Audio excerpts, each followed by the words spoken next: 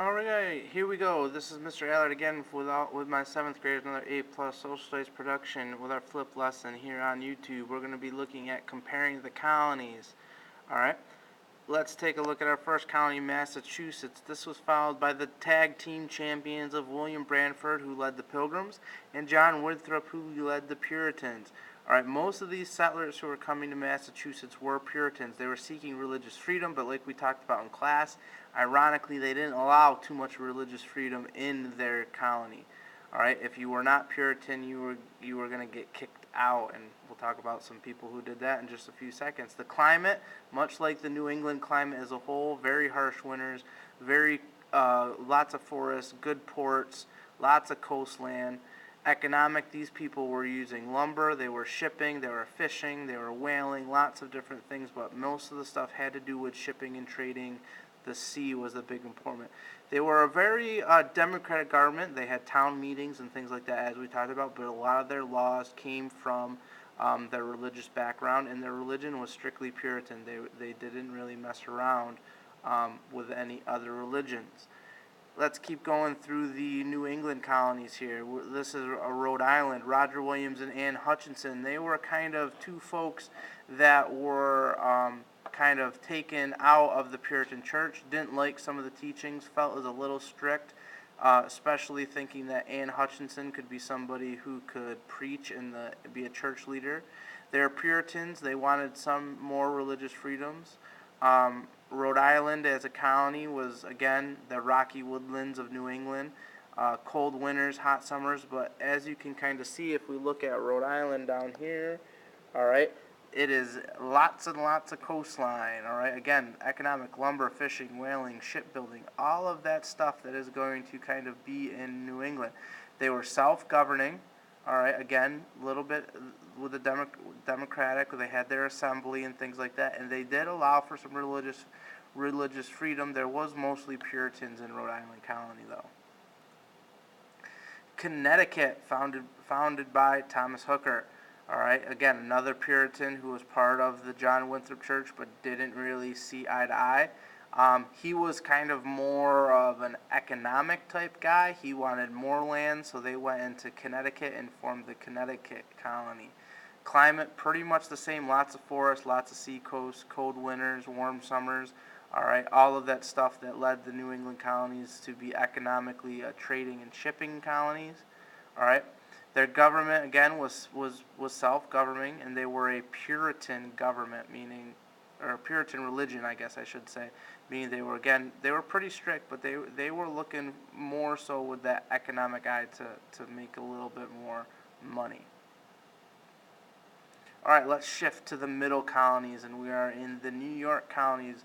New York was founded by the Duke of York, but as we've talked about earlier, New York was once New Amsterdam, and it was New Netherlands, and it was formed by the Dutch, and that was a big influence. There's a lot of Dutch settlers already there, and the English kind of let them join in. The climate, right back to our eastern woodlands discussion, right? Lots of rivers, lots of forests, cold winters, warm summers, making this land pretty good farmland. Economically, most of the New York colony didn't get quite into that great farmland, so there was a lot of fur trapping still going on. Lots of farming, lots of trading, especially down around New York City, Albany area, the Hudson River connecting it to the ocean, etc. Politically, New York had a governor, and this was a little bit different than some of the other governors. The governor was chosen by the king. He was not democratically elected. They did have a democratically elected assembly, but that's going to kind of cause a little bit of issues in New York a little bit later on. Religion, all right, various faiths. This was a very open colony to religion, very diverse colony, much kind of like New York City is a very diverse area today. New York was a very diverse colony back in the 1600s. Take a look at Pennsylvania, followed by the man, the myth, the legend, William Penn.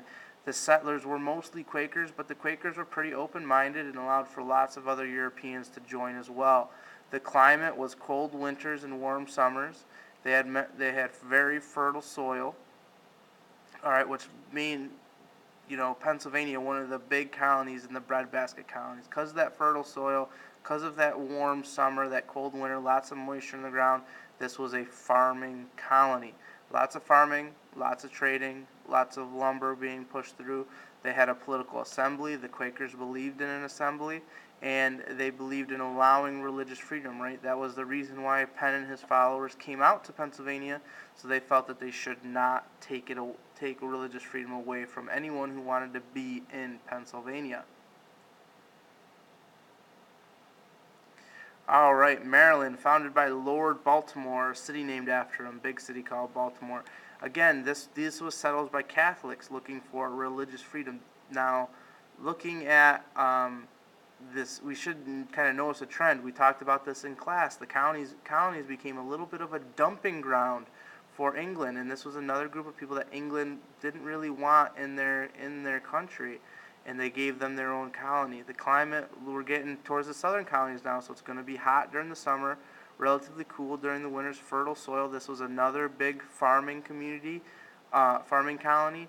A little bit more of the cash crop variety. You're going to get a little bit more tobacco grown in this area, but still a lot of the grains and things like that.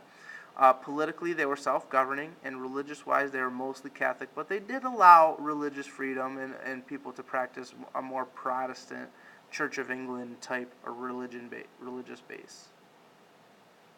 Virginia. Virginia was probably the most important colony for England.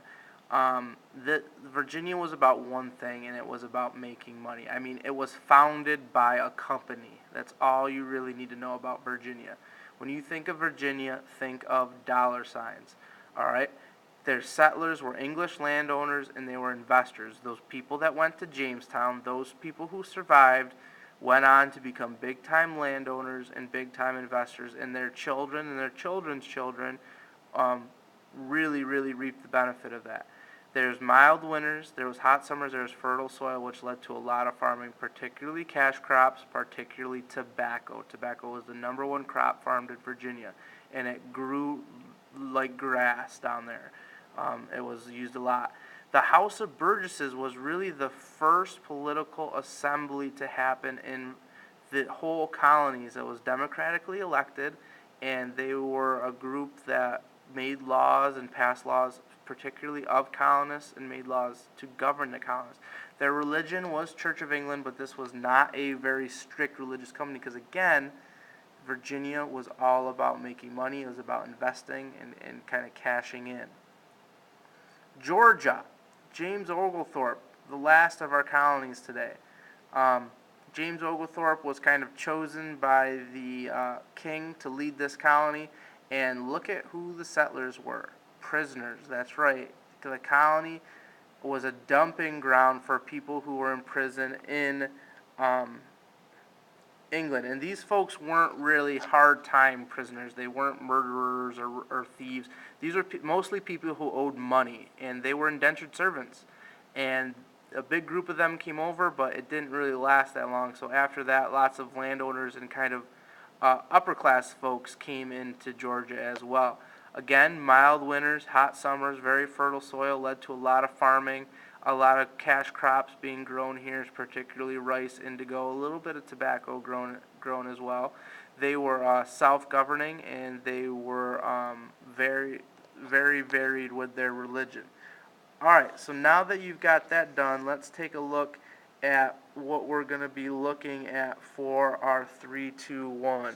So for our 3-2-1, for the first one, you're going to be looking at what three colonies in your chart would be part of the southern colonies. Now remember, all of these answers are going to be in complete sentences. What are two colonies in your chart that are part of the middle colonies? So two of the middle colonies in complete sentences. Make sure to tag these sentences. Describe one reason why you think these colonies are economically different. So the northern New England colonies, a lot of shipping and trading. Middle colonies focusing on the breadbasket colonies there, and the southern colonies focusing on cash crops. Make sure that this is completed by tomorrow, and you will have it handed in, and that will be your ticket to our class activity tomorrow. Have a good one. Talk to you guys later.